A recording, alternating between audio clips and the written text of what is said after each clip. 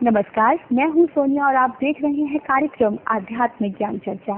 तो आइए शुरुआत करते हैं कार्यक्रम की और जानते हैं विचार जगत गुरु तत्वदर्शी संत रामपाल जी महाराज बनाम परम पूज्य संत महामंडलेश्वर स्वामी ज्ञानानंद जी के विचार।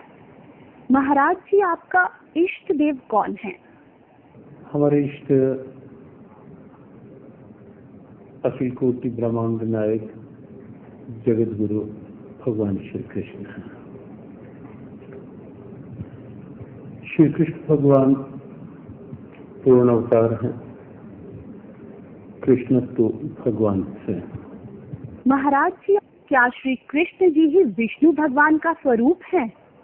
जहाँ तक बात है भगवान कृष्ण और विष्णु भगवान, विष्णु भगवान को जब हम नारायण के रूप में लेते हैं तो वहाँ भगवान कृष्ण नारायण की ही अवतार है। तो उस रूप में वहाँ एक रूपता है, वहाँ की भिन्नता कहीं भेद नहीं है। महाराज जी, आपसे जानना चाहते हैं कि क्या ब्रह्मा जी, विष्णु जी, महेश जी की जन्म और मृत्यु होती है? जन्म और मृत्यु शब्द तो नहीं लगा सकते उनके साथ, लेकिन ये निश्चित है कि कहीं न कहीं उनकी आयु सीमा है। जब हम त्रिदेव के रूप में उन्हें लेते हैं तो कहीं न कहीं आयु सीमा साथ साथ रहती है। ब्रह्मा जी भी हर सर्ग में, सृष्टि के हर उत्पत्ति में ब्रह्मा जी आते हैं, उत्पत्ति करते हैं, और हर प्रलय में फिर ये देव जो है ये विराट परमात्मा में लीन हो जाते हैं। इसलिए जन्म और मृत्यु शब्द नहीं, सर्ग और उसके पश्चात उस विराट परमात्मा में एक रूपता, लय होने की स्थिति, वो साथ साथ है। तो ये थे स्वामी ज्ञानानंद जी के विचार। और आइए अब जानते हैं जगत गुरु तत्वदर्शी संत रामपाल जी महाराज के विचार। दंडवतम गोविंद गुरु बंधु अविजन सोए, पहले भये प्रणाम तिन नमो जो आगे होए। परम पिता परमात्मा पूर्ण ब्रह्म परम अक्षर ब्रह्म, सारी सृष्टि के रचनहार, कुल के मालिक कबीर साहेब कबीर परमेश्वर जी की असीम कृपा से हम प्राणियों को ये तत्व ज्ञान सुनने का सुअवसर प्राप्त हुआ। पुण्यात्माओं, हम एक भयंकर रोग से ग्रस्त हैं। वो रोग है जन्म और मृत्यु का।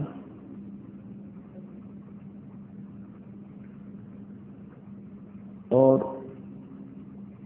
इस रोग से कोई भी नहीं बचा है इस 21 ब्रह्मांड में रहने वाला प्राणी। यहाँ तक कि ब्रह्मा जी, विष्णु जी, शिव जी, जिनको हम सुप्रीम पावर मान्य करते लोक वेद आधार से, ये भी इस जन्म और मृत्यु के रोग से ग्रस्त हैं। इनको भी ये दीर्घ रोग यथावत है। पुण्यात्मा, विशेषकर पवित्र हिंदू धर्म के जो श्रद्धालु हैं, वो श्री ब्रह्मा जी, श्री विष्णु जी, श्री शिव जी के ऊपर इतने आरूढ़ हो चुके हैं। इन अज्ञानी संतों के द्वारा लोक वेद सुनाए जाने के कारण कि ब्रह्मा जी, विष्णु जी, शिव जी ये अजरो अमर हैं, इनकी जन्म मृत्यु नहीं होती, ये सर्वेश्वर हैं, महेश्वर हैं। ये बिल्कुल गलत है। इनकी जन्म मृत्यु होती है, ये भी इस दीर्घ रोग से ग्रस्त हैं। आपको प्रमाण देते हैं। पुण्यात्मा, एक ऐसा ये कुनील टाइप ज्ञान है, ये तत्व ज्ञान, और इसको बच्चे जो होते हैं जीभ पर रखते ही थूक देते हैं। तो उसके लिए क्या करते थे, थोड़ी सी बूरा मिला करके बच्चे को वो कुनीन का चूर्ण बना करके तो वो गटका दिया करते हैं। फिर वो कुनीन अंदर जाने के बाद अपना पूरा काम करेगी। तो अब थोड़ी सी बूरा खिलाते हैं, क्योंकि ये जो दास ने कहा कि ब्रह्मा जी, विष्णु जी, शिव जी ये नाशवान है, इनकी जन्म मृत्यु होती है, ये भी इस जन्म मृत्यु के दीर्घ रोग से ग्रस्त है। तो ये पे कुनीन है। अब थोड़ी सी बूरा खिलाते हैं, अब थोड़ा सा शुगर खिलाते हैं आपको, और शुगर के साथ ये कुनीन आसानी से गले उतर जाएगी। जिन सदग्रंथों को पवित्र हिंदू धर्म सर्वधार्य मानता है, उन्हीं सदग्रंथों में यानी इन भगवानों की जीवनी में ये विद्यमान है। अब देखिएगा श्रीमद् देवी भागवत, सचित्र मोटा टाइप, केवल हिंदी, गीता प्रेस गोरखपुर से प्रकाशित है। ये इसके संपादक कौन है? हनुमान प्रसाद पोदार, चिन्मलाल गोस्वामी। प्रकाशक एवं मुद्रक हैं गीता प्रेस गोरखपुर, गोविंद भवन कार्यालय, कोलकाता का संस्थान। इसके 123 पृष्ठ पर देखिएगा। इस पवित्र सदग्रंथ के इस उल्लेख से कितना स्पष्ट होगा। तीसरा सकंद श्री देवी भागवत। अब यहाँ विष्णु जी अपनी माता दुर्गा यानी अष्टंगी की स्तुति करते हुए क्या कह रहे हैं? तुम शुद्ध स्वरूपा हो, ये सारा संसार तुम ही से उद्भासित हो रहा है। मैं ब्रह्मा और शंकर हम सभी तुम्हारी कृपा से विद्यमान हैं। हमारा आविर्भाव और तिरोभाव हुआ करता है। हमारा तो आविर्भाव माने जन्म और तिरोभाव माने मृत्यु हुआ करता है। केवल तुम ही नित्य हो, जगत जननी हो, प्रकृति और सनातनी देवी। ये प्रकृति शब्द याद रखना है, दुर्गा को कहते हैं प्रकृति भी। जो श्रीमद् भगवत गीता जी अध्याय नंबर 14 के श्लोक नंबर 3, 4, 5 में ये प्रकृति शब्द वहां इस दुर्गा के लिए ही है कि प्रकृति से उत्पन्न तीनों गुण, रजगुण, ब्रह्मा, सतगुण, विष्णु, तमगुण, शिव जी। तो यहाँ स्पष्ट हो गया कि ब्रह्मा, विष्णु और शंकर यानी शिव जी, इनकी जन्म और मृत्यु होती है। भगवान शंकर बोले, देवी यदि महाभाग विष्णु तुम्ही से प्रकट हुए हैं तो उनके बाद उत्पन्न होने वाले ब्रह्मा भी तुम्हारे बालक हुए, यानी से सिद्ध है दुर्गा से इनका जन्म हुआ है। फिर मैं तमोगुणी लीला करने वाला शंकर क्या तुम्हारी संतान नहीं हुआ? अर्थात मुझे भी उत्पन्न करने वाली तुम ही हो। शिवे, संपूर्ण संसार की सृष्टि करने में तुम बड़ी चतुर हो। इस संसार की सृष्टि, स्थिति और संहार में तुम्हारे गुण सदा समर्थ हैं। उन्हीं तीनों गुणों से उत्पन्न हम यानी ब्रह्मा, विष्णु एवं शंकर नियमानुसार कार्य में तत्पर रहते। तीनों गुणों रजगुण, सतगुण, तमगुण। रजगुण ब्रह्मा जी, सतगुण विष्णु जी, तमगुण शंकर जी, ये भी सिद्ध हो गया। हमारे पवित्र सदग्रंथ जो इनकी जीवनी है भगवानों की, उस जीवनी में स्पष्ट है कि ये नाशवान है, ये स्वयं स्वीकार करते हैं हमारा जन्म मृत्यु होता है, हम अविनाशी नहीं है। अब इनका पिता कौन है? क्योंकि माता वाला कंसेप्ट से क्लियर हो गया। अब इनका पिता कौन है? ब्रह्मा, विष्णु और शिव का। ये काल रूपी ब्रह्म है। इसके लिए भी आपको थोड़ा सा कंसेप्ट क्लियर करते हैं। अब देखिएगा श्री शिव पुराण, गीता प्रेस गोरखपुर से प्रकाशित है। श्री संक्षिप्त श्री शिव पुराण, सचित्र मोटा टाइप, केवल हिंदी। संपादक हनुमान प्रसाद पोदार और प्रकाशक एवं मुद्रक हैं गीता प्रेस गोरखपुर, गोविंद भवन कार्यालय, कोलकाता का संस्थान। इसके 98वां पृष्ठ से हम पढ़ेंगे। ये रुद्र संहिता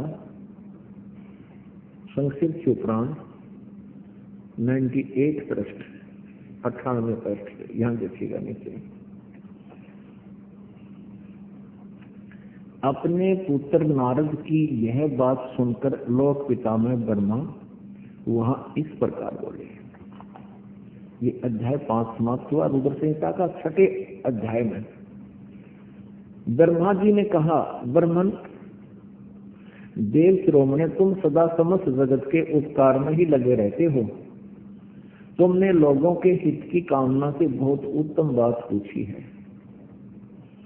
जिसमें समस्त चराचर जगत नष्ट हो गया था, सर्वत्र केवल अंधकार ही अंधकार था। बस उस समय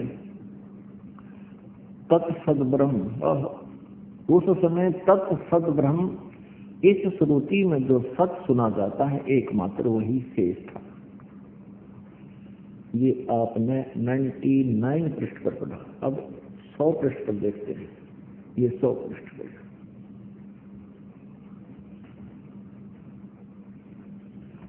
जिस परब्रह्म के विषय में ज्ञान और अज्ञान पूर्ण यानी झूठी साची, ब्रह्मा जी इनके सबसे बड़े वक्ता हैं इस ब्रह्मांड के, और ब्रह्मा जी के कह रहे हैं कि जिस परब्रह्म के विषय में ज्ञान और अज्ञान से पूर्ण उक्तियों द्वारा इस प्रकार विकल्प किए जाते हैं, यानी कुछ सच्चे कुछ झूठे, उसने कुछ काल के बाद द्वितीय की इच्छा प्रकट की। उसके भीतर एक से अनेक होने का संकल्प उदित हुआ। तब उस निराकार परमात्मा ने अपनी लीला शक्ति से अपने लिए मूर्ति की कल्पना की। अब ये काल कहता है मैं अपने वास्तविक रूप में किसी के सामने नहीं आता, अपने योग माया से छुपा रहता हूँ, ये मेरा अटल घटिया नियम है। तो ये क्या करता है, किसी को ब्रह्मा रूप में, किसी को विष्णु रूप में, किसी को शिव रूप में दर्शन कर देता है। यहाँ देखा जो मूर्ति रहित परम ब्रह्म है उसकी मूर्ति भगवान सदाशिव हैं। अर्वाचीन और प्राचीन विद्वान उन्हीं को ईश्वर कहते हैं। उस समय एकाकी रहकर स्वेच्छानुसार विहार करने वाले उन सदाशिव ने अपने विग्रह से स्वयं ही एक स्वरूप भूता शक्ति की सृष्टि की, जो उनके अपने श्री अंग से कभी अलग होने वाली नहीं थी। उस प्राशक्ति को प्रधान प्रकृति गुणवती माया बुद्धि तत्व की जननी तथा विकार रहित बताया है। अब ये काल के शरीर से निकली थी दुर्गा, उसकी महिमा ये कबीर परमेश्वर से सुनी हुई ब्रह्मा जी बोल रहे हैं, कुछ सच्ची कुछ झूठी, कुछ आप मिलावट करके। फिर भी यथार्थ ज्ञान से हम इसको शुद्ध कर लेंगे कबीर परमेश्वर की वाणी से। वह शक्ति अंबिका कही गई है, उसी को प्रकृति, दुर्गा को प्रकृति भी कहते हैं, ये याद रखना। सर्वेश्वरी त्यजेव जननी, तीनों देवता ब्रह्मा जी, विष्णु जी, शिव जी की माता, उत्पन्न करने वाली जननी, नित्ता और मूल कारण भी कहते हैं। सदाशिव द्वारा प्रकट की गई उस शक्ति के 8 भुजाएं, ये क्लियर होगा। ये अष्टंगी, ये दुर्गा है, और ब्रह्मा विष्णु में से तीनों देवताओं की जननी है। आगे देखो, नाना प्रकार के आभूषण उसके श्री अंग की शोभा बढ़ाते हैं। वह देवी नाना प्रकार की गतियों से संपन्न है और अनेक प्रकार के अस्त्र शस्त्र धारण करती है। इति सिद्धम कि काल के शरीर से ये दुर्गा निकली। अच्छा, एकाएकनी होकर भी वह माया संयोग वसात अनेक हो जाती है। और वे जो सदाशिव हैं, ये काल रूपी ब्रह्म सदाशिव ब्रह्मा विष्णु महेश से जो अलग है, उन्हें परम पुरुष ईश्वर शिव शंभु और महेश्वर कहते हैं। ये ब्रह्मा जी की सोच है, ब्रह्मा जी का ज्ञान है, ये ध्यान रखना। अब 101 पृष्ठ पे देखना, अब ये प्रकरण चल रहा है इस काल रूपी ब्रह्म का।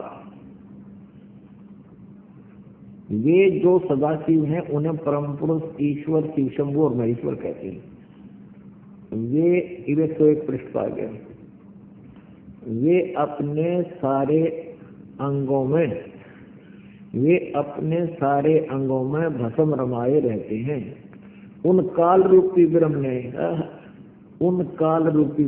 काल रूपी ब्रह्म कहो, क्षर पुरुष कहो, इसको ब्रह्म कहो, ये सदा शिव यानी शिव रूप में प्रकट होकर के ब्रह्मा विष्णु महेश की ये उत्पत्ति की जानकारी यहाँ पर हो रही है।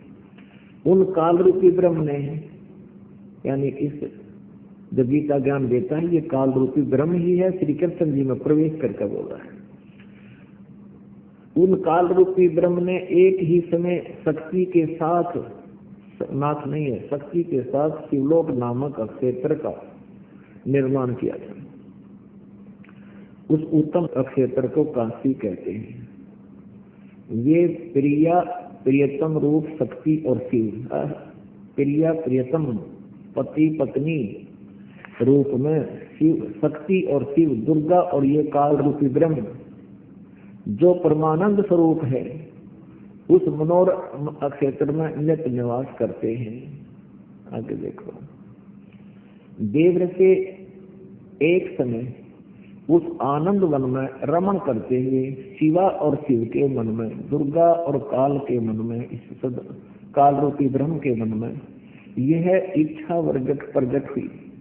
यहाँ शिवा इसलिए करेंगे पार्वती रूप बनाकर रखता अपनी पत्नी को, जब ये स्वयं शिव रूप में होता है। शिवा और शिव के मन में यह इच्छा हुई कि किसी दूसरे पुरुष की सृष्टि करनी चाहिए, यानी तो बच्चा उत्पन्न करना चाहिए, जिस पर यह सृष्टि संचालन का महान भार रखकर हम दोनों केवल काशी में रहकर स्वेच्छा अनुसार विचरें और निर्वाण धारण करें। ऐसा विचार निश्चय करके शक्ति सहित सर्वव्यापी परमेश्वर शिव ने अपने वाम भाग के 10वें अंग पर अमृत मल दिया। फिर तो वहां से एक पुरुष प्रकट हुआ। अपनी आत्माओं, अब यहाँ ये स्पष्ट कर दिया है कि उन्होंने पति पत्नी व्यवहार किया, वहां से एक पुरुष यानी एक पुत्र उत्पन्न हुआ। यहाँ देखना, ये 102 पृष्ठ पर हम पढ़ेंगे।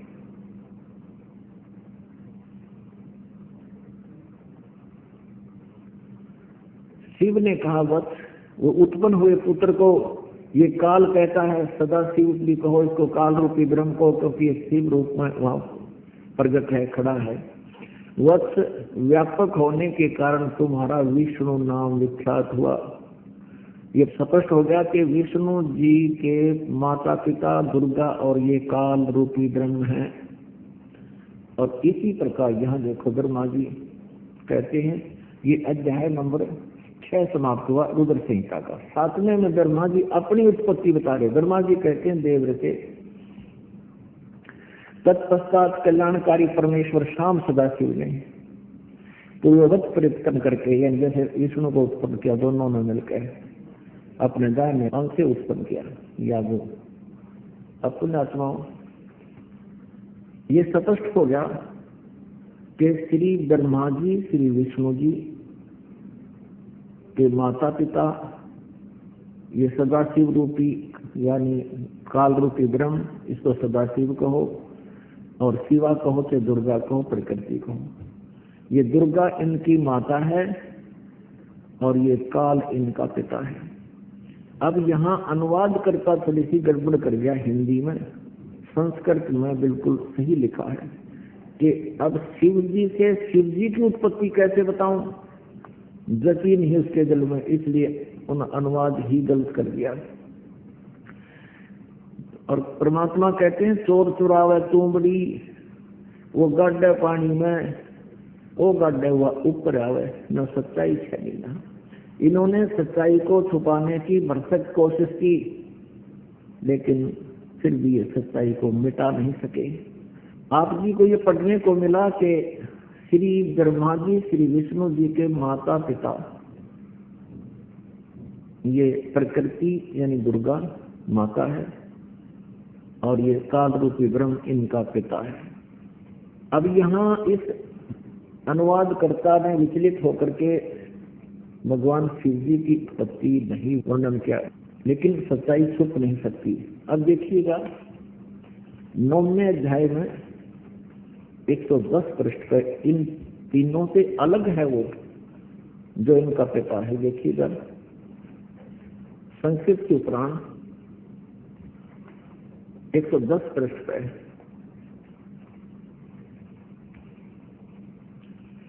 ये 9वां अध्याय है रुद्र संहिता का। ये रुद्र संहिता ही चल रही है। ये 9वां अध्याय है। इस प्रकार ब्रह्मा, विष्णु तथा रुद्र इन तीन देवताओं में गुण हैं, परंतु शिव गुणातीत माने गए हैं।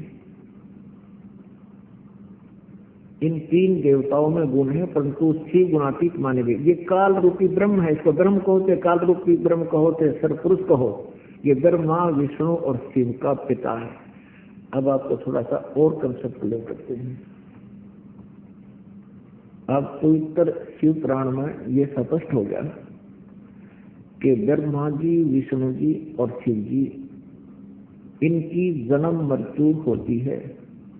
और यही प्रमाण दिया है श्री मद देवी भागवत यानी शक्ति पुराण में कि ब्रह्मा, विष्णु, महेश नासवान है, दुर्गा इनकी माता है।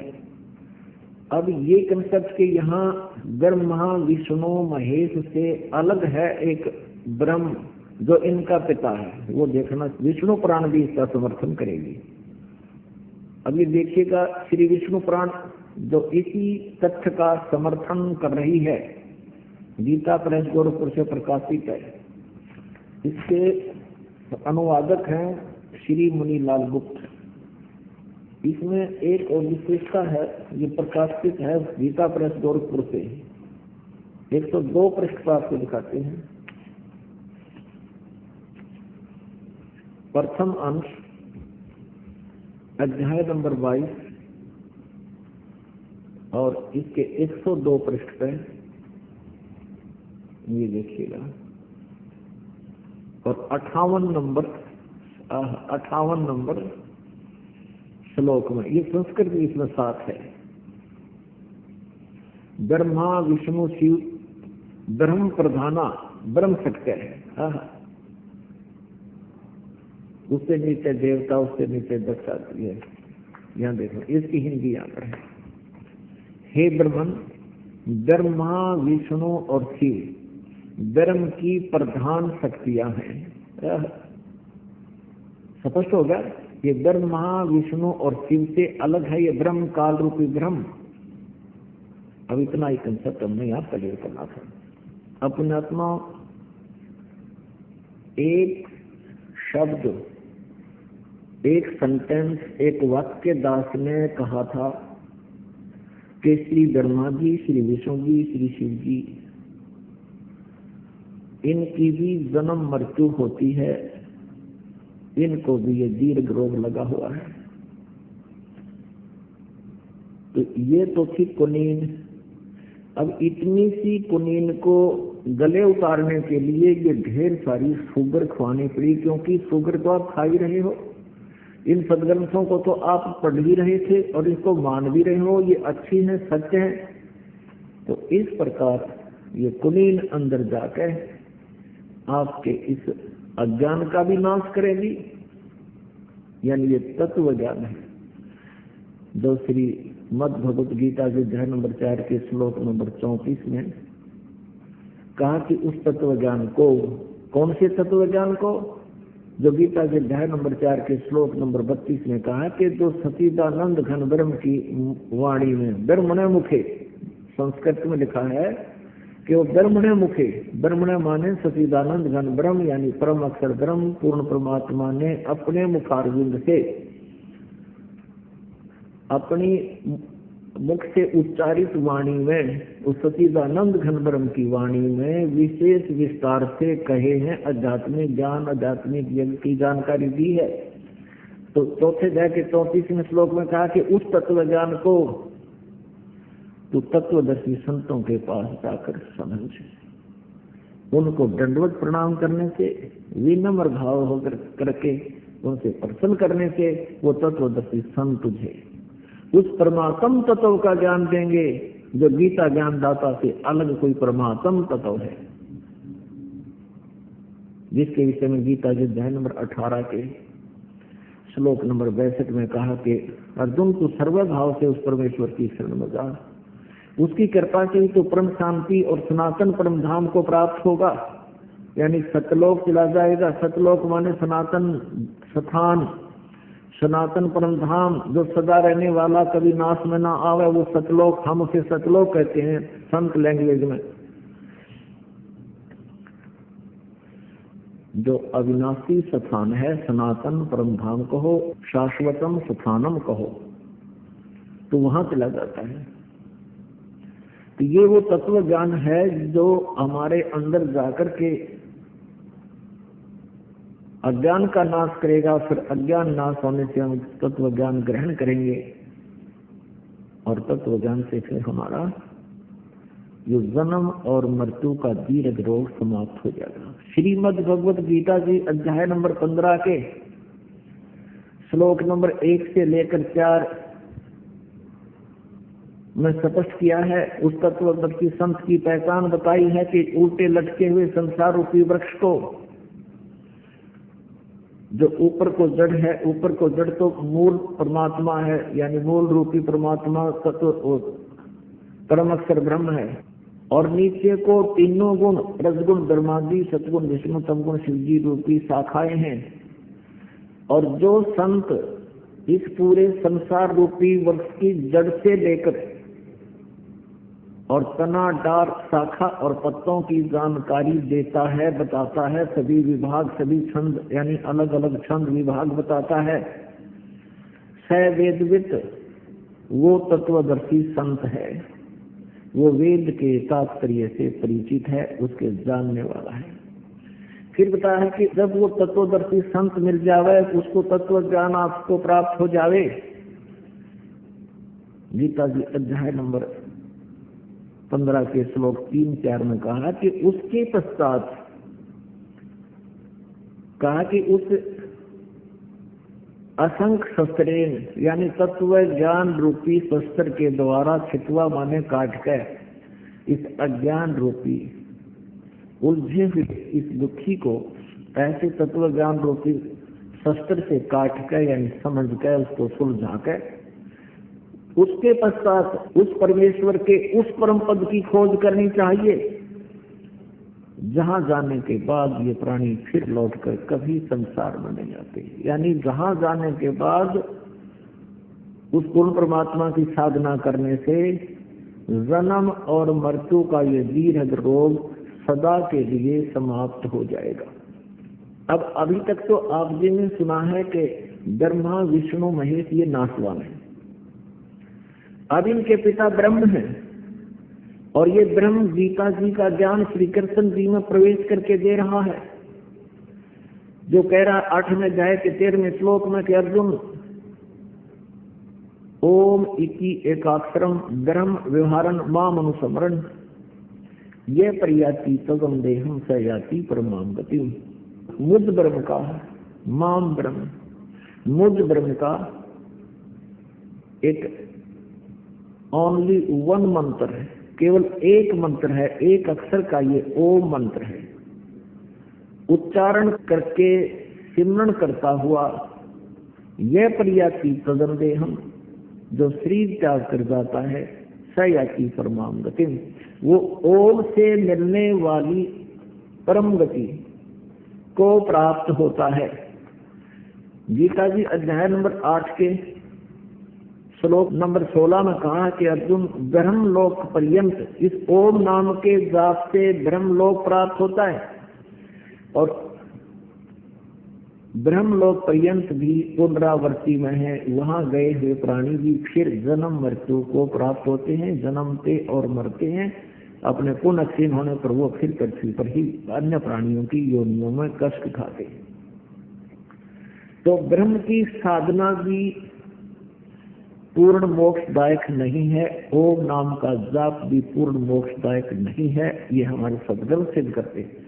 अब इसके साथ साथ एक कंसेप्ट और क्लियर करते हैं कि ओम नाम के जाप का ब्रह्म का संकेत है, ब्रह्म का मंत्र है ओम अक्षर, और उसकी क्या प्राप्ति होती है श्री देवी पुराण दिखाते हैं। ये देखिएगा श्रीमद देवी भागवत गीता प्रेस गोरखपुर से प्रकाशित है। गीता प्रेस गोरखपुर से प्रकाशित है। संपादक हनुमान प्रसाद पोदार, चिमनलाल गोस्वामी। प्रकाशक एवं मुद्रक हैं गीता प्रेस गोरखपुर, गोविंद भवन कार्यालय, कोलकाता का संस्थान। अब इसके 562 पृष्ठ आपको दिखाते हैं। ये 7वां सकंद और संक्षिप्त देवी भागवत 562 पृष्ठ है। यहाँ दुर्गा ये देवी बता रही है हिमालय को, देवी के द्वारा हिमालय को ज्ञानोपदेश और ब्रह्म स्वरूप का वर्णन है। श्री देवी जी कहने लगी, पर्वतराज, यहाँ से देखो उस ब्रह्म का क्या स्वरूप है यह बतलाया जाता है। ब्रह्म का जो प्रकाश रूप सबके अत्यंत समीप सतीत हृदय रूप गुहा में सतीत होने के कारण गुहाचर नाम से प्रसिद्ध है। वो महान पद और अर्थात परम प्राप्त है। यहाँ आइए, अब यहाँ देखिएगा 563 पृष्ठ पे हम पढ़ रहे हैं। ये 7वां ही सकंद है। यहाँ जाते हैं। अब देवी कह रही है कि एकमात्र परमात्मा को ही जाने। दुर्गा कहती है दूसरी सब बातों को छोड़ दे, यानी अपनी पूजा को भी कहती है मेरी भी पूजा मत करो, केवल उस ब्रह्म की पूजा करो। ब्रह्म की यही अमृत रूप परमात्मा के पास पहुंचाने वाला पुल है।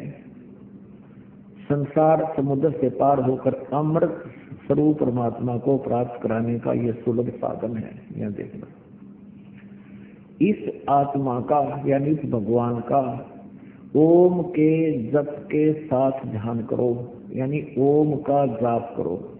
इससे अज्ञान में अंधकार से सर्वथा परे संसार समुद्र से उस पार जो ब्रह्म है उसको पा जाओगे, तुम्हारा कल्याण है। इसे सिद्ध है ओम नाम जाप है ब्रह्म का। इसकी साधना से कहाँ जाएंगे? इस ब्रह्म को प्राप्त होंगे। और ब्रह्म कहाँ रहता है ये देखना,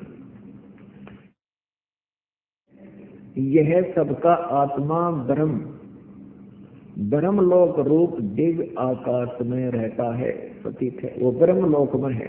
तो ओम के जाप से ब्रह्मलोक प्राप्ति होगी, ये ब्रह्म का मंत्र है। और यही श्रीमद् भगवद गीता का ज्ञान, यही ब्रह्म श्री कृष्ण जी में प्रवेश करके प्रेतवत बोल रहा है। ये कह रहा है कि मेरा तो 8वें अध्याय के 13वें श्लोक में आपको बता दिया कि ओम इति एकाक्षरम ब्रह्म व्यवहारन माम अनुसमरण ये प्रयाति तदंदेहम सयाति परमाम गतिम। माम ब्रह्म, मुझ ब्रह्म का ये केवल एक अक्षर ओम है, उच्चारण करके सुमन करता हुआ यह प्रयाति तदंदेहम, जो शरीर छोड़कर जाता सयाति परमाम गतिम। इस ओम नाम से जो मिलने वाली राहत है वो अंतिम राहत, वो मैक्सिमम राहत इस ओम से मिलेगी। परम गति इसको कहते हैं, ब्रह्म सतर की। और वो कहाँ जाता है? ब्रह्मलोक में पहुंच जाता है जहाँ ये काल रहता है, ब्रह्म रहता है।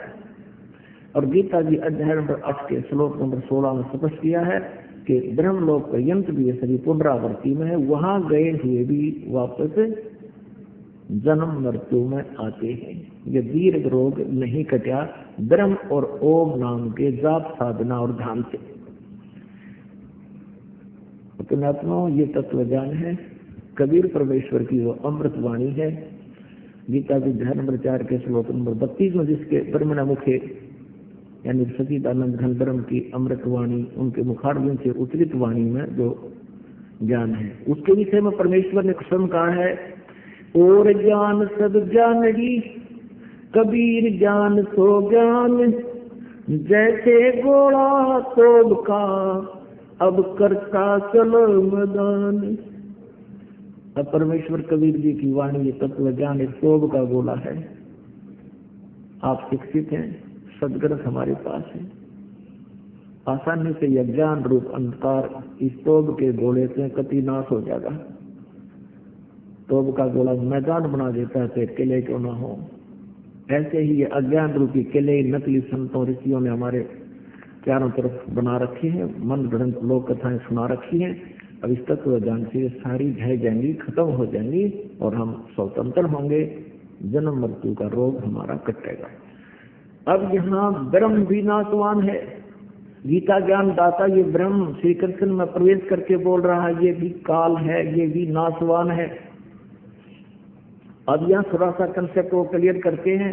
जैसे गीता जी अध्याय नंबर 4 के श्लोक नंबर 5 और 9 में, गीता जी अध्याय नंबर 2 श्लोक 12 में, गीता जी अध्याय नंबर 10 श्लोक नंबर 2 में ये गीता ज्ञानदाता ब्रह्म कहता है कि अर्जुन तेरे और मेरे बहुत जन्म हो चुके हैं, तू नहीं जानता मैं जानता हूँ। और ये ना सोच, ये सभी सैनिक सभी राजा लोग पहले भी थे, तू भी था, मैं भी था, और आगे भी अपना जन्म मृत्यु होता रहेगा। गीता जी अध्याय नंबर 2 के श्लोक नंबर 17 में कहा कि अविनाशी तो उसको जान जिसको मारने में कोई भी सक्षम नहीं है और जिसने सारे ब्रह्मांडों की रचना की है, जो सबका सृजनहार है। अब गीता जी अध्याय नंबर 10 के श्लोक नंबर 2 में कहा कि मेरी उत्पत्ति को ये गीता ज्ञानदाता अपना वास्तविक रूप, ये काल, इसको ब्रह्म कहो, सरपुरुष कहो, ज्योत स्वरूपी निरंजन कहो, इसको काल कहो। 11वें अध्याय के 32वें श्लोक में कहता मैं काल हूं और ये मेरा रूप है। तो गीता ज्ञानदाता 10वें अध्याय के दूसरे श्लोक में कह रहा है कि मेरी उत्पत्ति को ना ये देवता जानते और न ये ऋषिजन परिचित, ना ये सिद्ध, क्योंकि ये सभी ब्रह्मा विष्णु महेश देवताओं में आते हैं, ये सभी मुझ से ही उत्पन्न हैं। इसलिए ये मेरी उत्पत्ति को, मेरे जन्म को नहीं जानते। इसे सिद्ध है कि गीता ज्ञानदाता अर्थात ब्रह्म सरपुरुष का जन्म तो है, उत्पत्ति तो है, लेकिन जैसे पिता के जन्म को पुत्र संतान नहीं जान सकते, पुत्री नहीं जान सकती, यानी संतान नहीं जान सकते, दादाजी बता सकता है, उसका पिताजी बता सकता है, उसकी डेट ऑफ बर्थ भी बता देगा। तो उस हमारे सब के दादाजी यानी परम, हम सब के उत्पन्न करता परम अक्षर ब्रह्म कबीर देव जी ने इन सब की उत्पत्ति बताई है, इस काल की भी उत्पत्ति बताई है। अब गीता जी अध्याय नंबर 5 के श्लोक नंबर 9 में ये काल कहता है कि मेरे जन्म और कर्म अलौकिक हैं।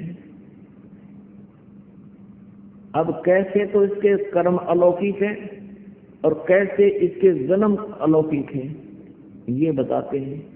अब आपको दिखाते हैं इसके कर्म अलौकिक कैसे। जैसे श्री कृष्ण जी नहीं चाहते थे महाभारत का युद्ध हो और 3 बार शांति दूत बनकर गए थे, कौरव और पांडवों को समझाया था कि युद्ध मत करो, तुम अपना घाटा बाधा करके प्लस माइनस करके थोड़ा बढ़ा करके अपना बंटवारा कर लो, ये राजपाट यही रह जाएगा, युद्ध हो गया तुम सब मारे जाओगे, फिर राज्य कौन करेगा।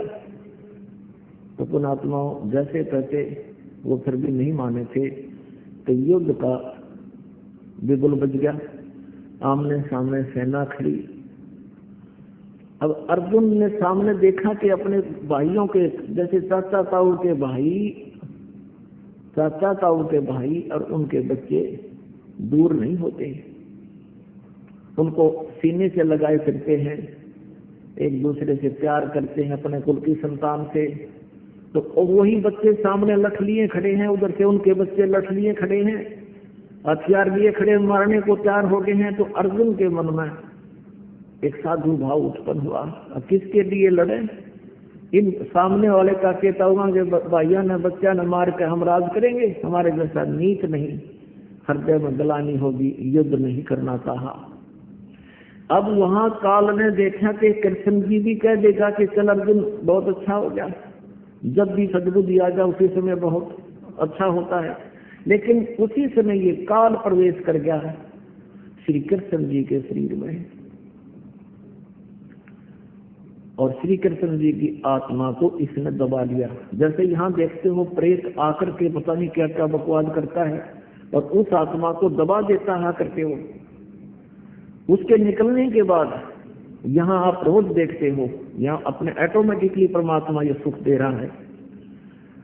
उस प्रेत आत्मा जो बोलकर निकल जाता है, उसके बाद उस आत्मा को कुछ पता नहीं होता। जब ओरिजिनल आत्मा अपने होश में आती है, उसको और ही बताते हैं तू ऐसे बोला था, तूने ऐसे ऐसे कहा।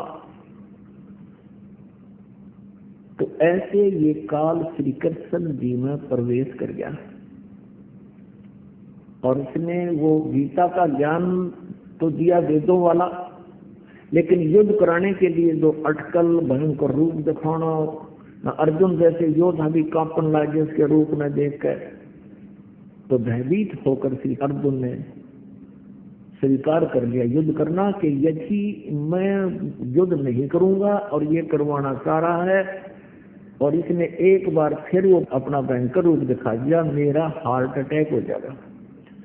इसलिए उस प्रभु की इच्छा मानकर उसने युद्ध करना स्वीकार किया। तो यहाँ ये कंसेप्ट करते हैं ये कैसे प्रवेश करता है, कैसे इसके कर्म अलौकिक हैं।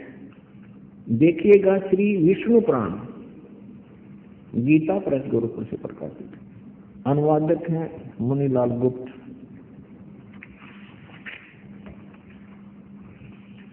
प्रकाशक मुद्रक गीता प्रेस गुरुकुल, गोविंद भवन कार्यालय कोलकाता का संस्थान। ये देखिएगा चतुर्थ अंश और अध्याय नंबर 2 का 233 पृष्ठ पर ये मंत्र नंबर, यहां से देखना श्लोक नंबर या 22 से लेकर हम यहां तक पढ़ेंगे। पूर्व काल में त्रेता युग में एक बार अति भीषण देव असुर संग्राम हुआ। राक्षसों और देवताओं और राक्षसों का युद्ध हुआ। उसमें महाबलवान दैत्यगण से पराजित हुए देवताओं ने भगवान विष्णु की आराधना की। अब ये न्यू अपने छल करता है, ये कहता मैं सबके समक्ष अपने वास्तविक रूप में नहीं आऊंगा, छुपा रहता हूँ। ये विष्णु की साधना कर रहे थे, स्तुति कर रहे थे देवता, तो ये काल विष्णु रूप धारण करके आ गया। तब आदि अंत शून्य अशेष जगत प्रतिपालक श्री नारायण ने देवताओं से प्रसन्न होकर कहा, आप लोगों का जो कुछ अभिष्ट है वह मैंने जान लिया है। इसके विषय में यह बात सुनिए। राजऋषि ससाद का जो पुरंजय नामक पुत्र है, उस अक्षत्रिय श्रेष्ठ के शरीर में मैं अंश मात्र से यानी कुछ समय के लिए स्वयं अवतीर्ण होकर उसमें प्रवेश करके उन संपूर्ण दैत्यों का नाश करूंगा। अतः तुम लोग पुरंजय को दैत्यों के वध के लिए तैयार कर लो, उसको लड़ाई के लिए खड़ा कर लो युद्ध के मैदान में। मैं उसमें प्रवेश करके इन सभी दैत्यों को मार दूंगा। अपने आत्माओं, ये तत्व ज्ञान है, हमारे सदग्रंथों में विद्यमान है। और परमेश्वर कबीर जी ने जो काशी में जुलाहे की भूमिका करने आए थे और साथ में तत्वदर्शी संत की भूमिका भी करने आए थे, उन्होंने 600 वर्ष पहले यही बताया था जो आज हमारे ये पवित्र सदग्रंथ भी समर्थन दे रहे हैं परमेश्वर की उस सच्चिदानंद घन ब्रह्म वाली वाणी कबीर वाणी का। अब इसमें स्पष्ट है कि वो काल कह रहा है कि मैं इस ससाद के पुत्र पुरंजय में दूत की तरह प्रवेश कर जाऊंगा, तुम इसमें युद्ध के लिए तैयार करके वहां खड़ा कर दो और तुम भी वहीं खड़े हो जाओ। देवताओं और असुर आमने सामने खड़े हो एक बार, और फिर मैं उसके शरीर में प्रवेश करूंगा पुरंजय के में और राक्षसान मार दूंगा। ऐसा ही किया।